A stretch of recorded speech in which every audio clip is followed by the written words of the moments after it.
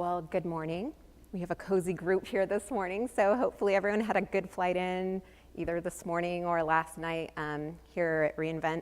We're excited to be here starting your week out with you, so thank you for joining us for this session. Spending less is the new black with Amazon Chime pay-per-use pricing. So we are going to talk a little bit about let me at least tell you who I am. So Jenny Tiedema, I am a product manager on Amazon Chime. I have a whole bunch of new names after my title and a title here as well, but mostly I'm a product manager on Amazon Chime. I've been with the service for about 3 years, been with AWS for about 3 years as well. So this is my third reInvent, and I'm excited to be here today. I also have with me today Ken Fabric, who's going to come up here in a while, and he is one of our customers at Connexity. And he is going to talk a little bit about his story and how they've deployed Amazon Chime there at Connexity, and tell you a little bit about how the pricing model that we deployed in April was rolled out at Connexity. So before I dive into, we're not just going to talk about pricing, we want to take a step back first of all and tell you a little bit about what Amazon Chime is, why we built Amazon Chime, how we built Amazon Chime, and then how that then leads into this disruptive pricing that we were able to deliver to customers in April. And then Ken is going to hit the important pieces, which is to tell you about how they've actually deployed it at Connexity and to give you a kind of a real life example of how pay-as-you-go consumption-based pricing can work in practice. And then we'll leave some time at the end for questions. So if there are any questions, we'll cover those. So what is Amazon Chime? Amazon Chime is a modern team collaboration and communication service. It's built on AWS. It's easy for you to communicate with people inside and outside your company. You're going to be using it for voice, video, chat. It's an all-in-one collaboration application. And basically, as you can see in this screenshot here, this is a good example of multi-party video. There's the rich roster messaging, and again, that messaging is both inside and outside the app, and it includes content sharing, screen share, both, again, in meetings, and then also content sharing through your rich messaging as well. So online meetings, audio and video conferencing, business chat, user administration. Just a brief summary of what Amazon Chime is. Benefits. Why would we suggest that you use Amazon Chime? It's built by AWS on AWS infrastructure, which means the security and reliability and the architecture that you would expect is all going to be there. It's easy to deploy and maintain. Your meetings are going to call you, and I'm not going to take a lot of time on this one because, well, it's a differentiator that we think a lot of people enjoy. It's one that I'm going to let Ken talk about because he's got some great stories about the call me feature. There is the ability to seamlessly switch between devices, and then also the easy access, whether you're on one of the clients, the 4 clients, iOS, Windows, Android, or the Mac client, or our recently deployed web client as well.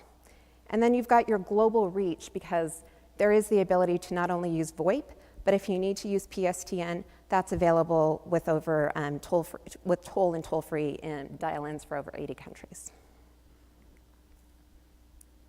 So one of the things that we hear from our customers is that work is really no longer a place. It's not some place you go and sit at a desk. It really is a much more fluid thing. Whether you're in a coffee shop, an airport here today, you're going to be working the entire time that you're here. And so work is no longer a location that you go to. But meetings are just as critical as they've always been, and employees must have access to all of their work materials on any device across any time zone, wherever they are. And meetings are more than just the audio and video experience. There are all those other pieces that make a meeting part of the things that we do. So a meeting, again, work is no longer a place, and meetings are no longer just meetings. So frankly, this industry is not a new industry. It's been around for over 20 years. However, we have thought about things excuse me, in a slightly different way. And being able to be built on AWS means that we are able to, we're able to build the service in a way and think about things in a different way than when it was originally built 20 years ago. And so we're leveraging a lot of those advantages as we go. So when we think about AWS and we think about collaboration work streams, 20 years ago, when we first started talking to enterprise customers, they were very comfortable moving their data infrastructure over to the cloud. And that was something that we saw with our enterprise customers, and they were moving large amounts of data.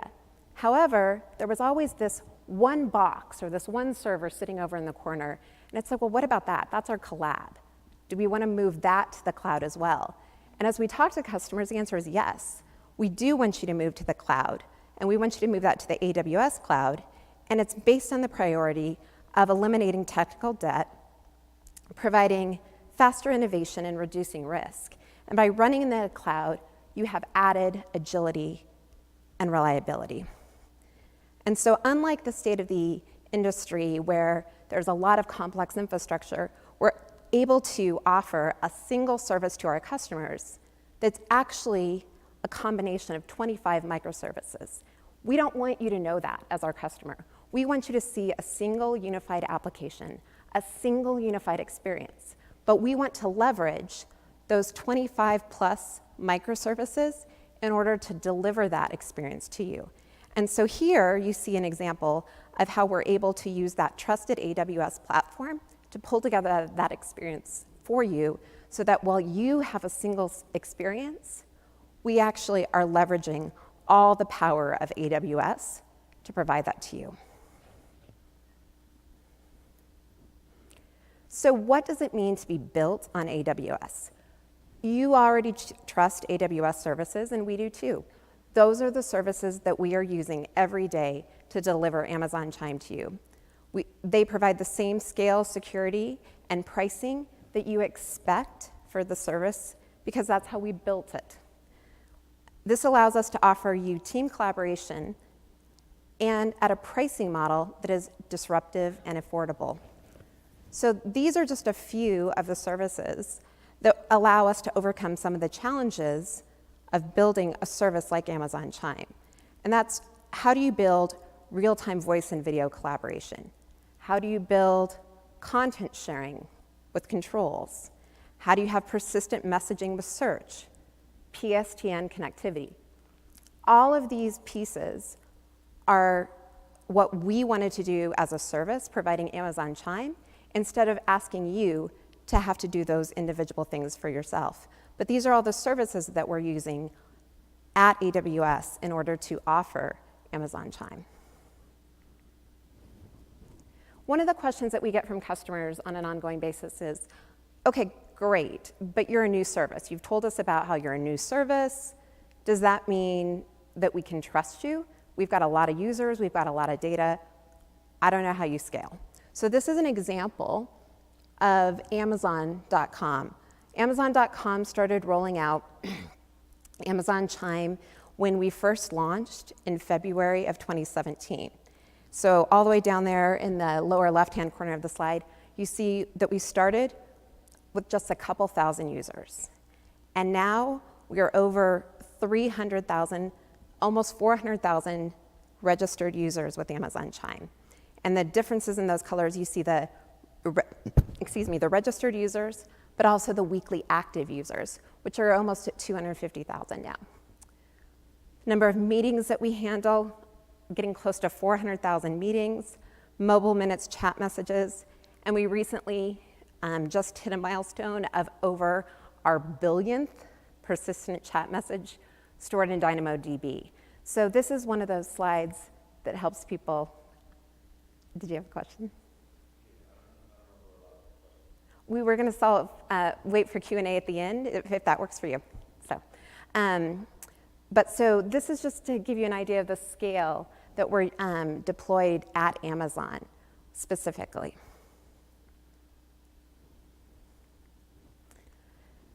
Another thing that as we think about those benefits that we talked about earlier, it's easy to deploy Amazon Chime. When we think about that deployment that we were just talking about, that nearly 300,000 weekly active users, that's 2 admins that are deploying that. And one of the things that allows them to do that is that the basic functionality is actually being used, and the pricing model that was rolled out is actually being used to do automatic pricing controls for over 88% of our customers, meaning that when they set the model up, they don't have to, as Ken will talk about in a little bit more detail, assign licenses to specific people. They can just use our automatic pricing controls in order to manage their account. Another thing that we hear from customers, again, since work is no longer a place, they have to be able to seamlessly switch devices. Over 24% of our customers report that they have Amazon Chime on more than one device. So they have it on an iPad and also their work computer, or they have it on their iPhone, and so they're using multiple devices. Easy meeting access with our web app. So in April, we did the first deployment of our web app, and that was one of the things that customers told us was absolutely necessary for them. While it was great that we had 4 clients, there were some of their users who absolutely needed to have another way to dial in. And they were talking to clients who they didn't want to have to ask to download. And so over 55% of unauthenticated attendees join using the web application.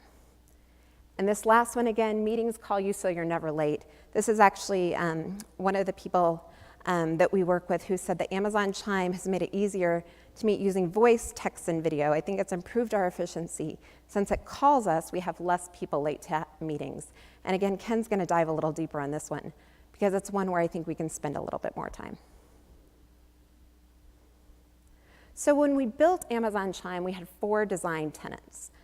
These tenets are all related, and our customers told us that their existing collaboration and communication services had cost drivers which generated expenses that even when the service was not in use, they were still having to put money out. We then decided that we needed to design our service as a pay-as-you-go, consumption-based pricing, and we aligned our business model on those tenets. So to enable this business model, the service had to automatically scale up or down, and we had to efficiently leverage AWS resources. End users of the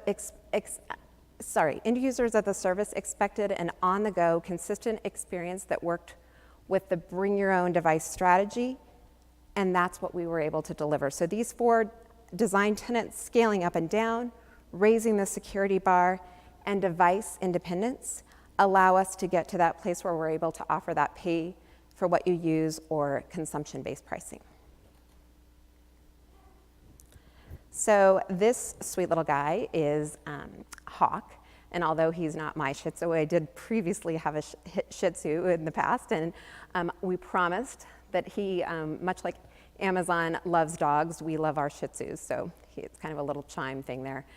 The Chime app is a single page built on React, and we wrap the RESTful control APIs with the API gateway. The app is hosted in CloudFront, and we push as much of the processing on the edge for common paths from Lambda to the edge. So the WebRTC app, the REST API, and then we also operate our own turn and stun fleet to assist in the firewall transversal.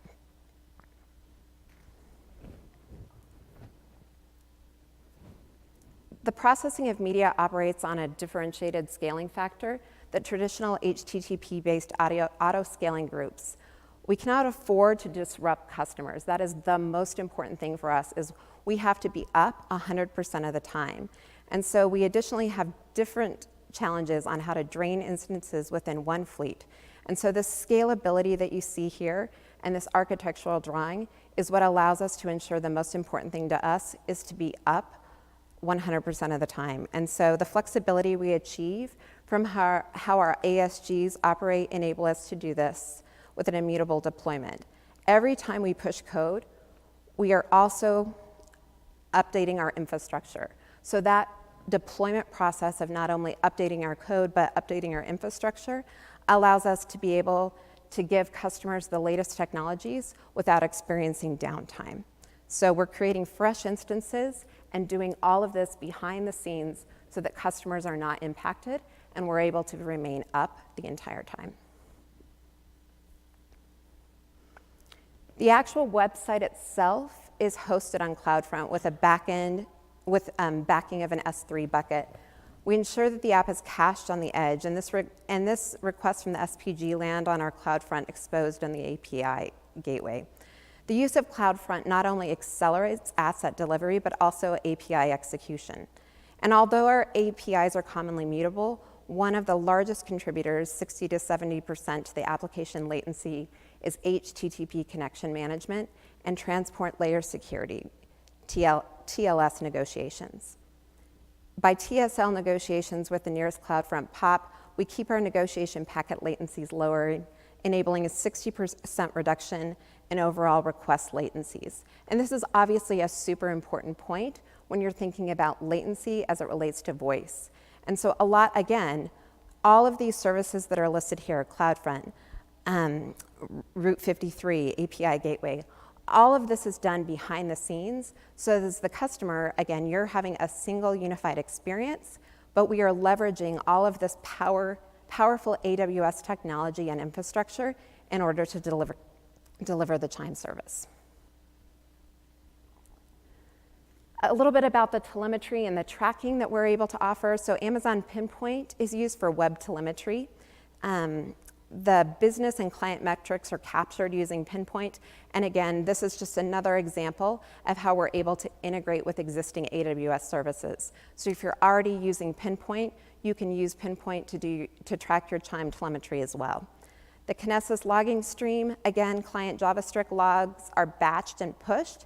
And so if you're using that technology today and you're familiar with it from AWS, you're able to also use it specifically for Amazon Chime. And so that interdependency of if you're familiar with using AWS services and you've already moved workloads over, again, this is just another example of where you're able to use that tracking and telemetry that you've put in place for other AWS services and still use it for Amazon Chime, even though you're actually managing it as a single app, not all the underlying services, but that tracking that is still available. So all of this is a little bit, we spent a little time on the what is Amazon Chime, why we built Amazon Chime, and then a deeper dive into the how we built Amazon Chime. And all of that how leads up to this concept of pricing principles. And so one of the things that was important to us was to have no upfront investment. So when it comes to contracts and signing something, we wanted to eliminate all of that. We wanted the model to be truly pay-as-you-go, meaning that you don't have to know ahead of time how many licenses you have to have. You just need to sign up and get started, and that you will only pay for the services that you used.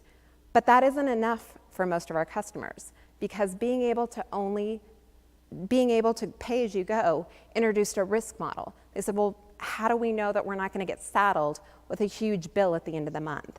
And that's why controlling spend with permissions and allowing within the admin console only the people that you want to use certain services to be enabled to use those services still allows you to control that spend. And then how do you do this not just by asking someone to manually set up accounts and have to migrate people from one type of account? You make it automatic. And so you only pay for what you use, and you do that automatically. So another question that we get is, okay, that all makes sense, but why did it take you a year to do this? And why did you change the pricing after a year? Well, for those of you who have been at AWS for a while and have been working with us, you know that we really do want to listen to what our customers say. And that one of the things that was important for customers is that they felt like there was a shared adoption risk, meaning that as they were rolling out the service, they were probably already paying for something today. And so they wanted the ability to try a new service without having to sign on the dotted line first. And so this shared adoption model allows you to get started and enable this service for people without saying, I'm going to adopt this as my solution. So there's an ability to try the service in a scalable and managed way. Also, customers love AWS utility-based pricing. That's something that our customers tell us that they love being able to do, is to only pay for the part of the service that they use. And so while that is something that's become fairly common for data and infrastructure and storage, it's not yet something that's common in the application space. But it is something that we passionately believe can be consumption-based, because if your fundamental tenets, again, are aligned on the idea that the services that you're built on are consumption-based, then we can better align our business model with your needs. And that's what we are able to do with the consumption-based pricing. Finally, IT admins wanted to be able to set permissions and then walk away. Ken's going to spend a little bit of time talking about how this impacts his daily life. Finally, our deployment infrastructure allowed us to pass along the cost savings. The reason we went a little deeper into the infrastructure today and talked a little bit more about the how we built Amazon Chime was this point. We want you to understand that we're in this with our customers. We're not just creating a model that allows us to sell Amazon Chime. We actually are built in a way that our cost drivers are aligned with our business model. And I think it's a key point to spend a little bit of time thinking about this, because it really means that we're incentivized in the same ways. So we spent a lot of time leading up to what our pricing is. So a lot of the goal of consumption-based pricing was, how do we tell our pricing story on a single slide? How can you take a relatively complex set of numbers and put them into a single story and say, okay, so I get all the hows and the whats and the whys, but tell me, what do I have to pay for at the end of the day? So at the end of the day, Amazon Chime Basic is a free offering. That's going to include all the messaging and the ability to attend meetings. It also inherits the ability to, if somebody schedules a meeting with pro features, a basic user actually, as an attendee, gets all those same features. So screen share, video, all of the features that are available to a pro user are inherited, so to speak, by the attendee in that meeting. And so when it comes to the pro pricing, that's a $3 per day up to $15 a month. Again, that was that control piece. We heard from customers that while they wanted the ability to control their spend based on usage, they didn't want to get to the end of the month and see that they were saddled with a huge bill.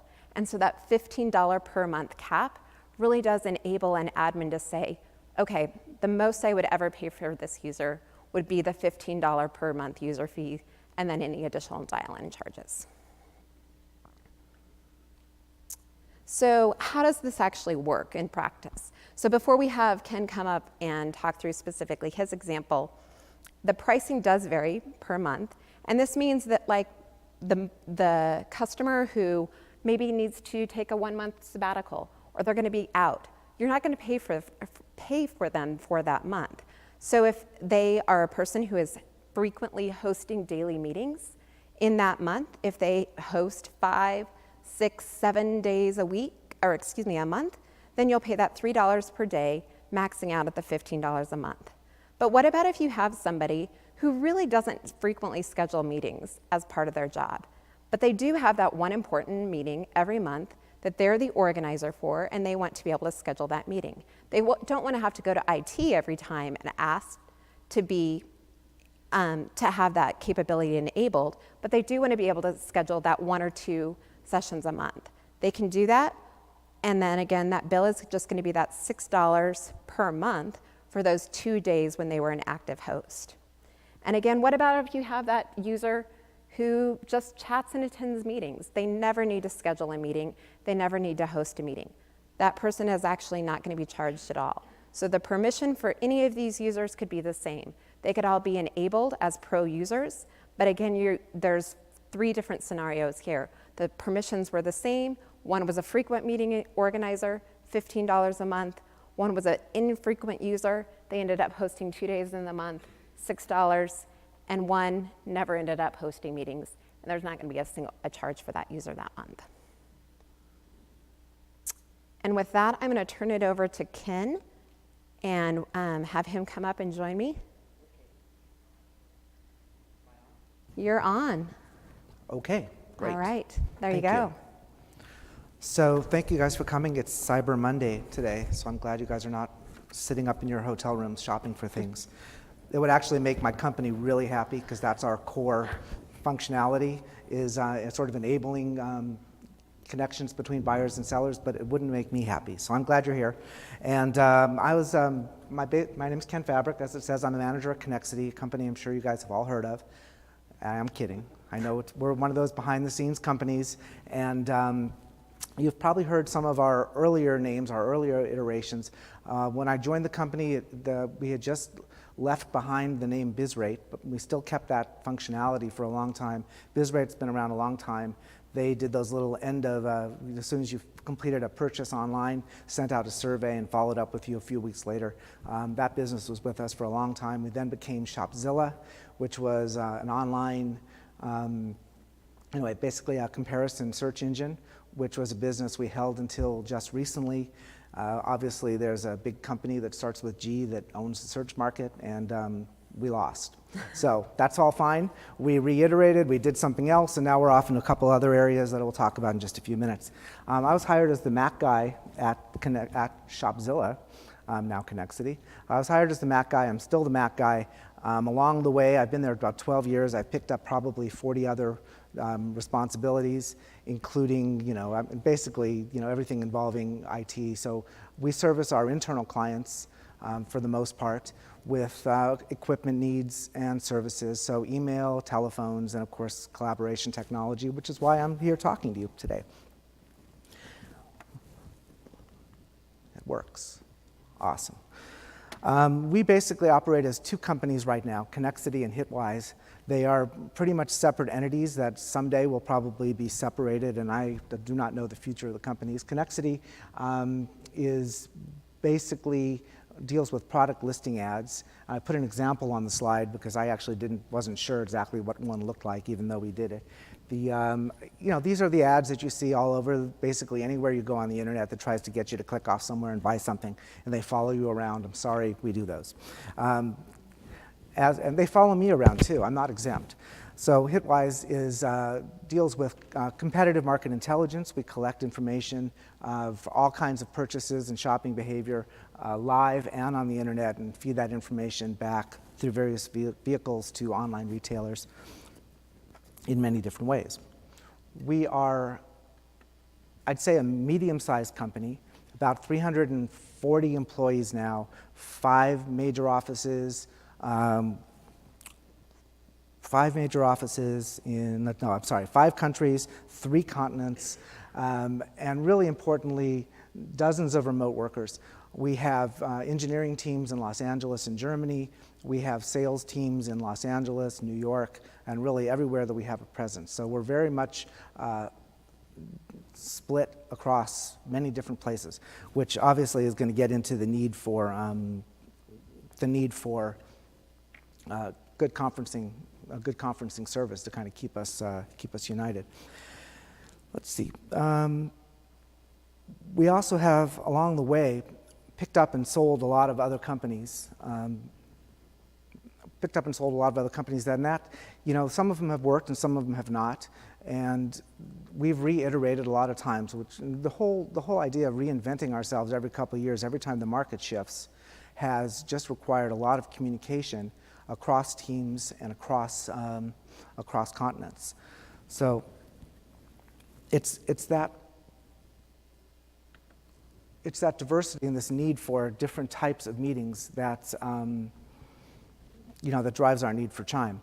So we've got some people who use this product extensively. We have product managers who run engineering meetings on a daily basis, and they'll have 6 engineering meetings back to back and are using this product extensively.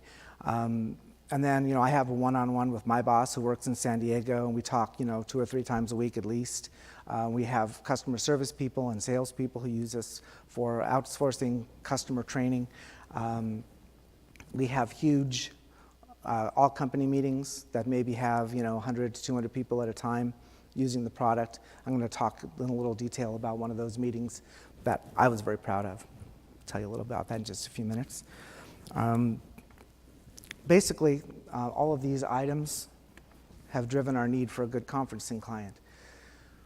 So obviously, I probably don't need to tell any of you that there's a lot of players in this space and there's a lot of overlap. And when you're looking at a client and what are the driving factors, we basically had a few things that were very important to us. One of them is that it's a very full-featured client. It does everything we really imagined a client like this should do, or a product like this should do, without being cluttered and overwhelming to end users. Not everybody is as technical as we are. We have a lot of salespeople who really just want to sell, and all they can do is that's what they do. They sell. They want a real product that's very easy to get into, to start meetings, and to communicate out to people. And we found that Chime does that really, really well. Find it's easy to use, a very simple, refined user interface. One of the most important things to us is it does get meetings started on time. And I'll tell you a little story about that. So we had, when we were let's get into the history a little bit.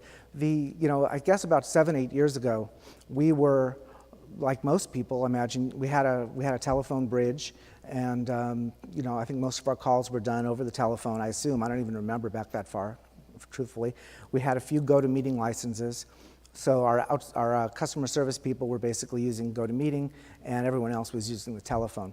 And then these products started to evolve and emerge, and we were like, hey, listen, we're paying all this money for a phone bridge, and it's really not doing much for us. Let's see what we can, let's do some investigation, look at some of these products, and see what they could do for us beyond the telephone. And we looked at pretty much everything to one level or another. We had a company come in, one of the biggest names, and they arranged a sales presentation for us. They came into our main conference room, and they brought in, I think, 2 or 3 salespeople, and they had somebody else who was remote, ready to join the meeting on the remote end. And they sat there, and they futzed around, and the meeting was supposed to start at 11. By 11:15, they got the meeting started. It took their own salespeople 15 minutes to start and get the meeting rolling. And by that time, I was already like, all right, well, this isn't going to happen. I'll sit through the next half hour, but this is just not going to work. Meetings have to start on time. Our engineers and our product managers have back-to-back engineering stand-ups, 15-minute slots all morning long. 15 minutes in a meeting, it's just not going to happen. Things have to really start when they're supposed to start. So we were looking for what we found with Chime is the ability to get meetings started really to the minute. So I'll talk a little bit about the Call Me feature, which is, I think, one of the real differentiators of the product. Almost everybody, the way Chime, I'll say, installs itself, the default settings for Chime is that it starts up when you start up your computer. So I have it running, it's running on every machine that I have, which would mean an iPhone, a Mac, a PC, and they pretty much run all the time when you start the machine. They log in automatically, and they just sit there in the background. And when a meeting is set up properly, which isn't hard to do, I'll just say that, because you can set it up wrong if you really try hard, but if a meeting's set up properly, the meeting actually calls all of the attendees at exactly the time the meeting starts. In fact, I think it's a minute before, right? And basically, I have to tell you, it really works. We are so used to this feature now of the meetings calling us. If somebody schedules a WebEx with me or something, I am invariably 2 or 3 minutes late because it didn't call me, whatever. So I have to go back and figure it out and find the meeting, click on the link. I don't want to install it in Chrome. No, I'm going to download the thing. Press the button, it launches the whole thing. 2 minutes later, I'm in the meeting. I'm 5 minutes late to virtually everything that isn't Chime now. So I've gotten very used to it. I'm very spoiled by the feature. It really does work. We initially, when we did start to do this, I didn't pick, Chime hadn't even been built yet, really. I did go with another product, and that we liked. It had a very nice user interface as well. I'm not going to talk too much about it, but what happened after a year, that we were very happy with it for the first year. And at the renewal of the contract, literally they came back to us and they tripled the price. And I was like, well, this is a negotiating, they're not going to hold us to this, right? But they were serious. They actually tried to triple the price for us. I assume that their thinking was, hey, look, they've put this client on all their machines. They've trained all their employees. They have this all set up. They're not going to dump us. Well, they're just going to pay it. Well, they were wrong. The pricing, the money is important to us, and we started looking around for something else, and that's kind of how we came to came to find Chime. One of the other things that's very important to us or very important to me as an administrator and my team, is Active Directory integration. So, again, when an employee starts with our company or ends the company, or leaves the company, we have to deal with their accounts and access, and this is really, obviously the ability to use a conferencing client and join company meetings is not a feature that we would want somebody to have after they leave the company. And we really appreciate the ability to control this through an Active Directory account. When we shut off their Active Directory account, basically that's it. They're locked out of Chime, which is great. But on the other end, on the onboarding, this is kind of interesting because let me see the next slide here. Hang on one second. Sorry, I'm usually the guy behind the camera or behind the soundboard, so I'm like a little fish out of water here, so bear with me a second. Oh, no, we're not ready for that yet. Can I go backwards? Yes. So when we started, we were one of those out of those 2,000 initial users, we were probably 300, 400 of those licenses. So we were with the company from the beginning. And when Chime started, it was a much more difficult administrative process. We had to choose in the beginning which group we were going to put people in. There was a plus and there was a pro. And we made 2 AD groups, and we kind of had to make a determination of who we thought would get what. So the salespeople who had a lot of outward-facing contact, we put in the pro group. The project managers, we put in the pro group. People who we didn't think were going to do a lot of meeting organizing, we put in the plus group. And we had to kind of sort people and try to keep them straight. This was horrible. It didn't work at all. And what we found is that virtually everybody in the company at one point or another seemed to need to schedule a meeting, which was fine, but what it generated was a lot of tickets to us, a lot of requests. We had to move people from one group to another group, and all of a sudden we were paying $15 a month for everybody when somebody might just be organizing one meeting a month or one meeting as a one-time thing. And that didn't seem fair to us, and it didn't seem fair to the people at AWS either. It was something that we brought up, and it's a good example of AWS is a big company, and we had the fear initially that it might be difficult to, as a larger company, that we wouldn't get a lot of personal service, but, that hasn't been the case, and this is a good example. They really heard us on this, and I'd like to think we were responsible for active host pricing. I don't know if we were solely responsible, but we were somewhat responsible because we gave that feedback, and they really did change things. So now it works so much easier. There's basically one Active Directory group. We drop everybody into that one bucket, and they have whatever access they need, basically. Like I said, the project managers are really doing back-to-back meetings all day. They might have 5 or 6 meetings in a row, that they take up the entire morning basically in one of our stand-up rooms. And then there's other people, and I'll show you a slide in a little bit, who literally in a 5-month period arranged one meeting.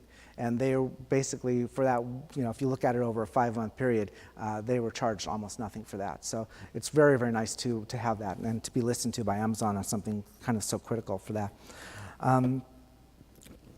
I'm really running with this slide. I have a lot to say. I've got 2 more things, okay? So I want to talk a little bit about how we organized our meeting rooms.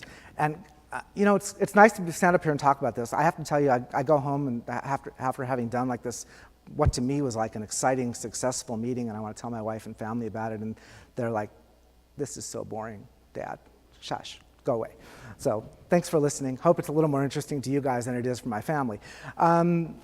When we moved into new offices about a little over a year ago, and we were already using Chime at that time, so we had the opportunity to sort of design our rooms around Chime and the way that it works. We had, I imagine pretty typical meeting room setups at our old office. We had a company come in and they did all the Crestron and automated screens, and it was all really nice, and it broke all the time and we had to have it fixed, and people never could figure out how to use it. And I decided that this new office, we're going to make this really, really simple, and and save a fortune, by the way. So we put up 75-inch monitors in each of the conference rooms, and we bought a conferencing equipment from Logitech. It was called the Logitech Group Kit with Nook, little mini Windows machines that fit in the table legs, running Windows 10. So they're running native Windows 10. They're running Chime automatically. Chime automatically logs in under an account, under the room account name, right? So we have a room. Our rooms are, well, they're named kind of silly. They're actually named after company parties that we've had. So we have, what can I tell you? So we have the Edison, which was at the Edison in downtown Los Angeles. So let's talk about the Edison. So Chime in the Edison is logged in under the Edison. So what happens is when you know you're having a meeting in the Edison, you invite the Edison, just like you would like through Outlook or whatever it is, you invite the Edison to your meeting, right? And the meeting room accepts, and it also goes out to Chime, because you've also invited a little, this happens automatically for the most part, but you invite Chime to the meeting as well. Chime then calls the Edison when this meeting is going to start. So everybody walks in, sits down, and basically the meeting is already up on the screen. Chime is up on the screen's ringing, there's a button, one button to answer it, and the meeting is started on the big screen. It's there, it's happening. So how do you share information? Well, what usually happens in our rooms is that whoever's hosting the meeting also joins the meeting, the same meeting, from their own laptop and shares the screen from their laptop. So they're doing the sharing from their personal computer, they're seeing it on the screen, and all the remote users are going to view it as well. Very, very fast, very easy, and like I said, we're at the point where meetings really start on the minute. There's no messing around, unless people come from outside. And no accounting for it. Oh yeah, one more story. Okay, so this is a good one. So I was really proud of this. So they came to me, I think about 3 weeks ago or a month ago, and said, all right, we have to have this we're having a big company meeting. We do this 4 times a year for each company. We're going to have a big company meeting. Here's what we need to do. We're going to present a deck in Los Angeles to like the whole group, the whole company, which is about half that, which means half the company. Half of them are Hitwise, half are Connexity. This was a Connexity meeting. So maybe about 100 people in the room, big screen, projector, all's fine, overhead sound system, mixer, kind of the whole thing. See, this is what I mean. My wife doesn't care. So, all right. So we're going to present a deck from Los Angeles, but we want our offices in Melbourne and Sydney to be interactive with us. We want them to see us. We want to see them on the big screen as well. We also, and one of the product managers in Melbourne is going to be talking to a couple of the slides that we're showing from Los Angeles, and the guy and the VP, I don't know what his title is, in London. So it's like, whatever, it's early in the morning in Melbourne, it's like 11 at night in London, and it's like 4 in the afternoon, something like that in Los Angeles. And then he's going to be pitching in, he's going to be talking about his slides from London at 11 at night in his pajamas, so he's not going to be visual. It's like, okay, we can do that. And then I started thinking about it. I'm thinking, oh, God, how are we going to really do this? I mean, it sounds really simple. It sounds like, okay, this is exactly what meetings are supposed to be. But we're pitching a deck from Los Angeles. There's 3 different continents and all these different time zones with different people speaking. Everyone's supposed to hear each other and seamlessly transit between, people talking. How are we going to make that happen? So we're thinking about it. It's like, all right, no, we can do this. We can do this. So here's how we did it. And it went really well. We have...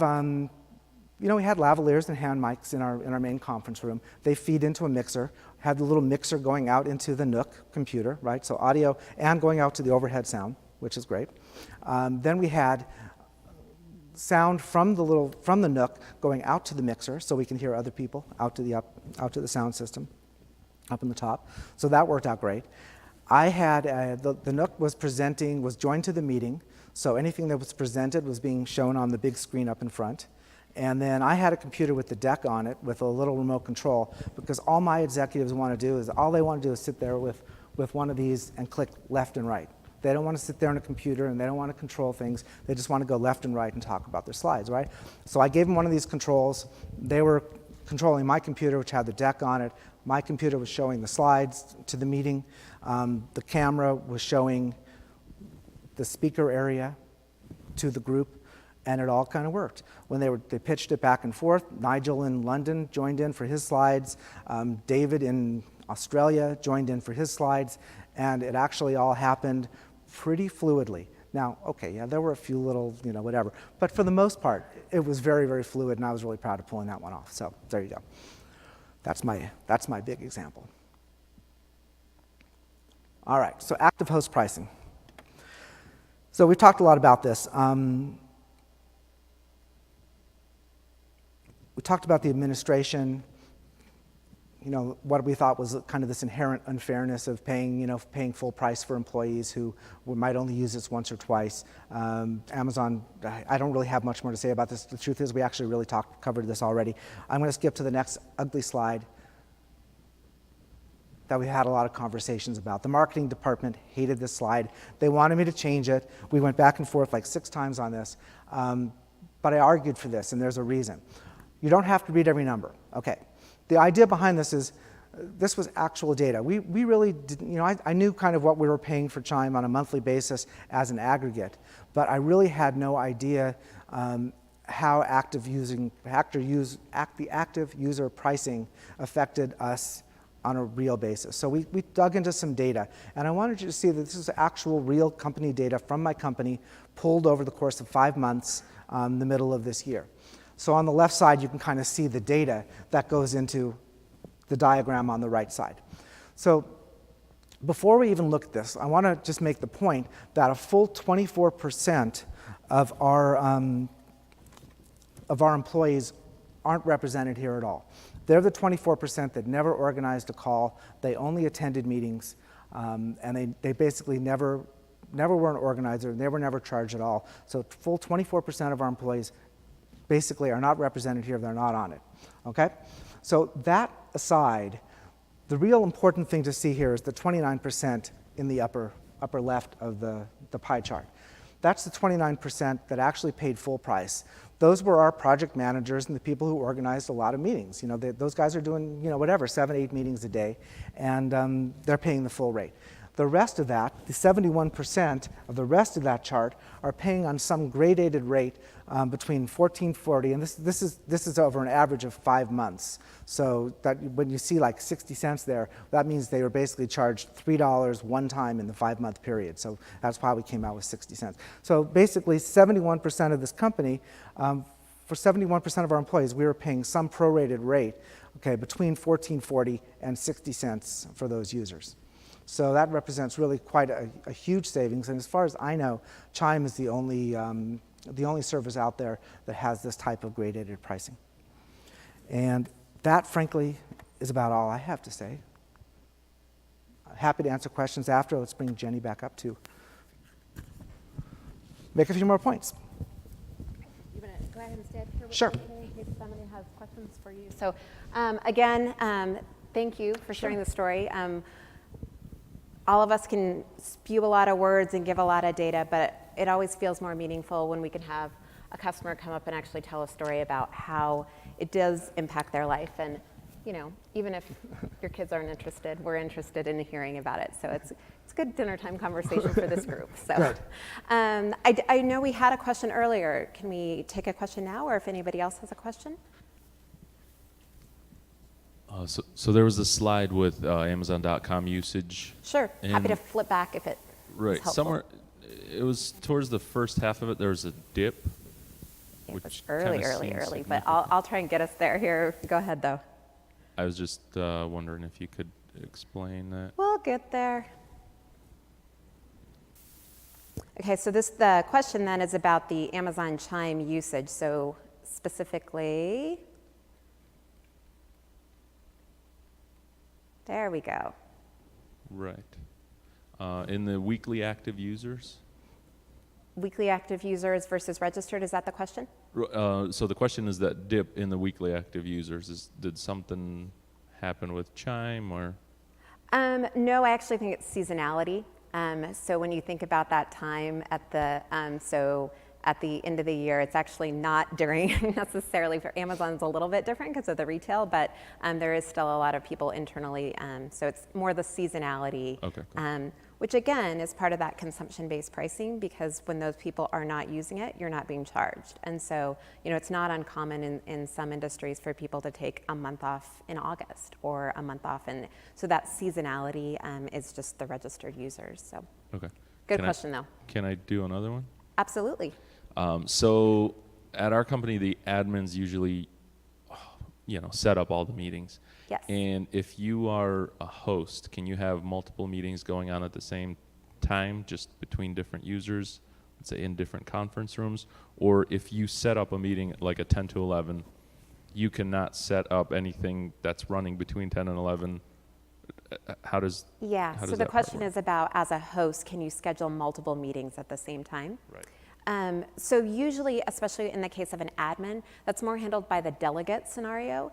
And so an admin who is going to be a single user, let's just call it John or Jane Doe at company.com, that delegate can actually be an admin for several different accounts. So CEO at company.com, CFO at company.com.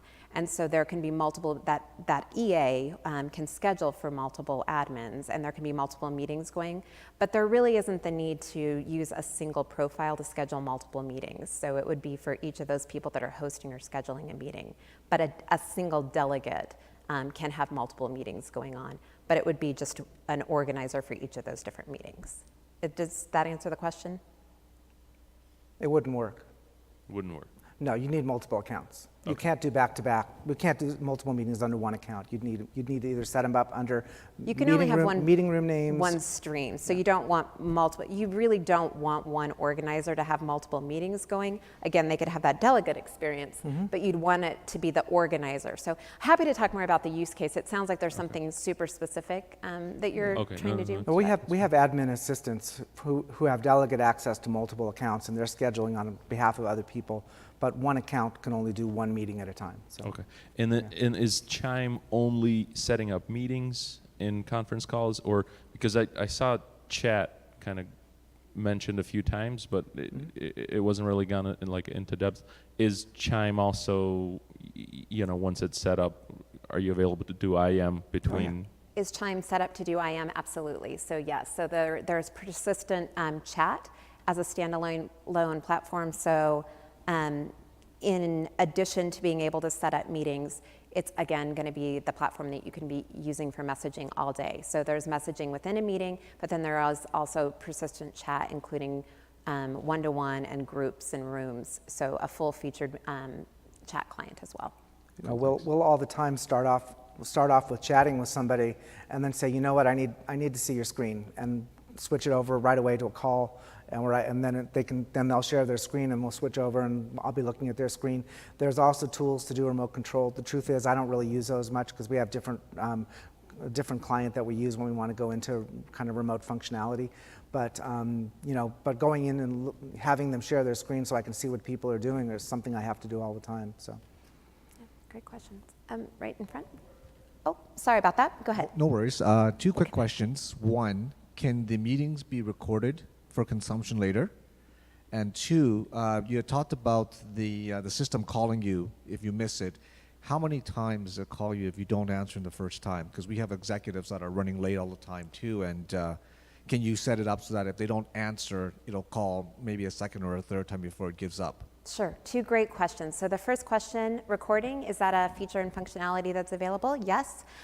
Recordings are actually sent then as an MP4 file to your chat. So again, that chat, instead of sending it as an email, it's going to be stored within the client. So all of your recordings are in a single chat thread, which is actually a really convenient way to do it. You don't have to go back through your email threads and try and figure out where those recordings are. It's just going to be like it's a conversation thread, which would have all of your recordings for any of your meetings. So it's not a separate one. And that's where you would find your recordings for your meetings. And then the second question, a little bit more about the feature of We Call You. So again, as Ken mentioned, it's gonna ring all your devices simultaneously. And then you're also gonna get a pop-up that says, if you're not ready to join, you can run late. And you can run late 2 minutes, 5 minutes, 10 minutes. And so that user has the ability to get notified and then say, I'm going to run late. And then, yes, we will call back at that designated time, whether it's 2, 5, 10, or 15 minutes, which is actually a feature a lot of people, I'm guilty of using the running late feature more than once. So. Not me. Oh, see? I'm there. He's the good customer. But you know what it does? It's also interesting because you can ignore it completely, and you still it'll stop bugging you. But then when you open up the client, you'll still see the meeting is going on, and it's a one click to join it again. So you have a flag of you have a flag, that meeting kind of shows up for the duration of the meeting that you have that going on. It's easy to join it. Two quick questions. One for Jenny, I think, is on Alexa for Business. I'm curious to know how that is woven into Chime or where the plans are on that side. And then for you, Ken, specifically, how did you learn about Chime? Like, were you, obviously there's a lot of solutions out there. Obviously, maybe because you were, you are no doubt an AWS customer. Was that the route in for you understanding Chime? No, actually, can I tell them? No, there was a precursor. There was another product that Amazon bought and basically rebranded and rebuilt from the ground up. So we just happened to find this other product. It was based on just a nice little Excel spreadsheet that I built on features versus functionality versus for every different product. And I kind of liked the package and said, hey, let's give this a try on a trial basis. We did, liked it, and went with that. And then AWS bought them and developed it further, and rebranded it as Chime. Yeah, so Connexity has actually been using the technology for well over 5 years because, as Ken said, they had that early precursor product, and then we were able to seamlessly move them over. Yeah. So question about Alexa for Business and kind of a little bit about that integration. So last year at reInvent, we did announce that we do work with Alexa for Business. And so in that meeting room experience, if you were to go into a meeting room at Amazon, that's a fully fleshed out experience. You walk in, you say, Alexa, start my meeting. Alexa will join the meeting.